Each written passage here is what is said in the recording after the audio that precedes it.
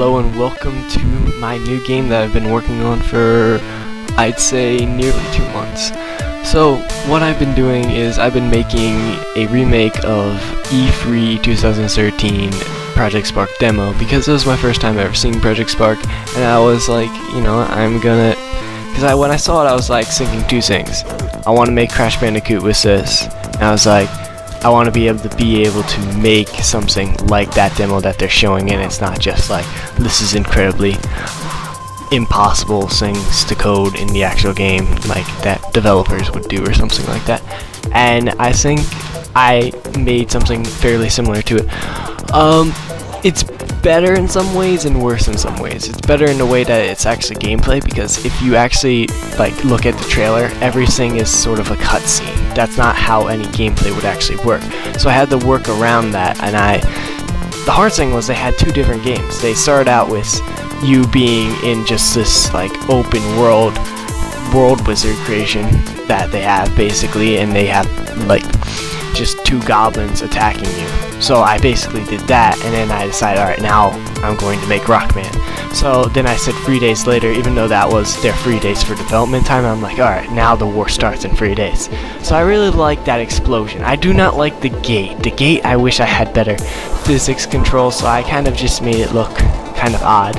I definitely like that, because that looks exactly like how they had it in E3. Now, they had this guy sliding in E3, but that's not a animation that you actually have in the game, so that was kind of interesting. I decided, you know what, I want to have you actually fight the goblins to level up before you just launch the Mega Fireball. So I was like, alright, so that's why I added the level system. So it basically transfer you from the story, going from one section to another. So there's a lot of goblins, and if you're not careful, they can kill you. So now that I have leveled up, there's this green sphere that is basically just a detection zone that when you get into and you launch Mega Fireball, you will get lists right here. It's actually really cool. I really like how this turned out. I did not think I'd be able to code that terrain expanding like that, but I managed to do it, so I was really happy about that. Now this is kind of different. Alright. The assembling of the rock mech at E3 and then having it move. I do not know how you could do that. So yeah, I kind of thought of a clever way to do it. So I have Rockman fly up off of screen, and then I just have him pop down. Looks pretty boss, if I do say so myself. Which I do. It's my own creation. It's not fair. So I kind of had like, you know what, it ended right there, and I'm like, you know what, I'm just gonna make this a boss fight. You know, you have to verse the goblin ship, and you know, I really like the HUD menu of it and like how it all works.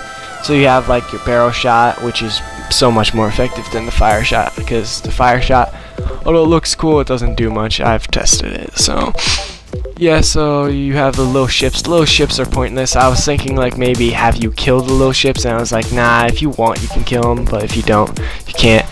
The jumping was something I was thinking of, because like the legs kind of separate, because I actually just have this attached to a model. Like in a model, I have a Codian person for it, so it's not like actual robotic legs, but I don't know how to do that. So yeah, that was basically it. So the war is over. It's a victory, and thank you guys for watching. More Project Spark content coming soon. I'll get back to Project Spark, to Crash Bandicoot. I've been doing Project Spark. I'll get back to start designing on Crash Bandicoot real soon. I'm gonna update Fire Snake minigame to have leaderboards, and then I'll get into that. So thank you guys for watching. Peace.